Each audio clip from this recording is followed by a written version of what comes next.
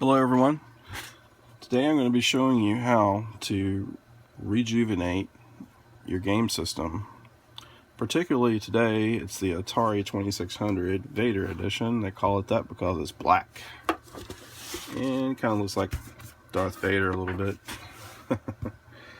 Anyway, what we're going to be doing is showing you how to take faded plastic that we see all the time in collecting game systems and so forth.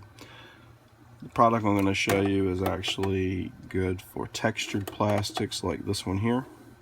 You can see how it's textured and it's not smooth and shiny. The product doesn't work good on the shiny stuff, so I try to avoid applying it on that. It streaks a little bit if you do. Alright, this is my recently modified composite Atari system. I've already detailed this one. I've already cleaned the grime out of the crevices and detailed the cracks and so forth, getting it prepared for this process. I actually put some new feet on it that were missing. And I did a lot of this in the sink after taking all the plastic off and scrubbing it with Dawn soap and a brush. And it came pretty clean. I made sure it was completely dry before I put it back together. And here we are today.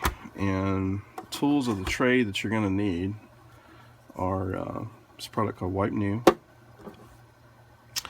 You're going to need possibly a small applicator. This one has foam on it on the end. And this is actually for detailed work that you can't get into. And there's a little piece of 3M microfiber cloth that does very well for applying it. This one looks in pretty good shape. It's still pretty dark. Some people have stored them in the sun over the years, and those are the big targets for this type of product. I still apply this for protection, and it makes it extra black. And so it's very, very dark looking. It looks like new, and I really love that look. And I wanted to show you how to apply it, and also you want to use like a good paintbrush. This is a Camel one I use all the time, and I use it to get the final dust off that accumulated while it's been sitting and waiting for this application from me. And I want to make sure all the little particles are out of there, like so. That's good enough. Set it to the side. This product I got from Bed Bath & Beyond. I've seen it in grocery stores, and I've also seen it at places like Rite Aid or CVS if you have one of those, and Walgreens actually carries it, I believe, too. So be on the lookout for it. It's not extremely cheap, but you can find it pretty cheap. Bed Bath & Beyond, I believe, is $20 a bottle, but it goes a long, long way, so it's worth every penny. So what we're going to do is we shake it up.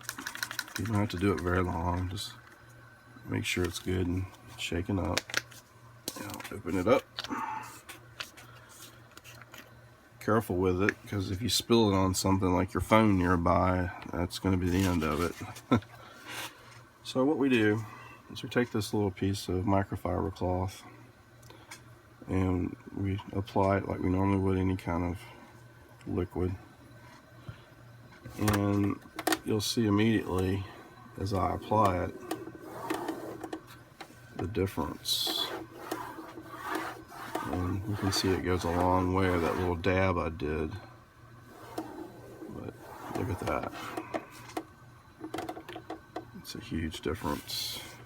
It's kind of hard to see on the camera possibly, but you can see, like right here, you can see it. There's a little tiny white spot right there. By using this, it's gone that quick. I would let this dry for like an hour though after application, and it actually binds with the polymers and plastic and the actual plastic, probably with the acetone, and it etches into it and becomes one with it. So this will not rub away. It's not going to fade on you. And I also use this little applicator right here. It's going to be drenched, and that's a little too much, so I swipe it over the edge just like a paintbrush to get the extra out, because it's just too much. And we want to get the cracks. Now, I use this to do the cracks, as you can see. Here's another crack. See that? And I'll come back with this one and do it again. I think you get the idea on that. These are really good for the cracks here. You just swipe it down into there for the detail. Look at how beautiful that is. These are also good for these cracks. And if you got a little shiny plastic this small in here, it does pretty well with that. You just don't want to use it on big, large pieces of it. Now, for this vinyl, it works very well. So you just take it, and we're just going to do most of it like this. It will spread out and dry. Look at that. You see the difference here and here. This is what it'll look like all the time. Go ahead and do each one. Finish it up. It goes pretty quick, the process. It won't take a real long time to do it. Also, you can see where there's some fading here on the cartridge slot. I don't like that look very much myself. This works good for that too. So basically, go ahead and get the cracks first wherever it's hard to reach, and go over it with this piece of cloth, and good to go. Look at that.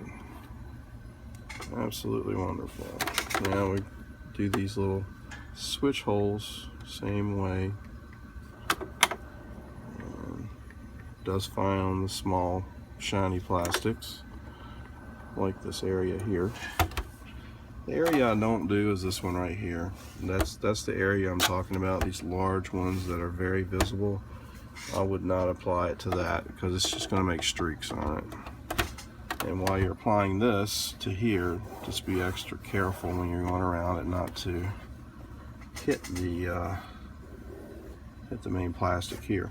Now, if you want to prepare that plastic, I recommend CD Scratch Remover or Novus 2. And you can actually rub this on here and then swipe it off when you're done with a microfiber cloth like this one. And it will shine up and take the microfine scratches out of it, and it'll look great. So, also, as another tip, your cartridges, this one's already done. But you can imagine, you've seen some that looked really faded out and nasty looking. This stuff will actually rejuvenate your labels too. I'll put some more on it to show you. You just put some on it. Look how shiny that label becomes. It's like new. It's fantastic looking after you're done with it. Just highly recommend it. You should go get you some today. And I'll stick it back over here. You want a well ventilated place. This place, it can have a lot of fumes to it. See if we can do the bottom of it too. I like to do the whole thing. I don't like anything non-uniform here, but let's do this one. Look at that. There's a good example. And wham, look at that. Really looks good. I'll do the whole unit. I'll let it dry the rest of the day probably, and I'll put it with my collection of Ataris, and it's gonna look marvelous. Any questions, just feel free to ask. I'm always on Facebook and the Atari forums or ColecoVision forums, or you can just ask a question here on YouTube. Thanks a lot.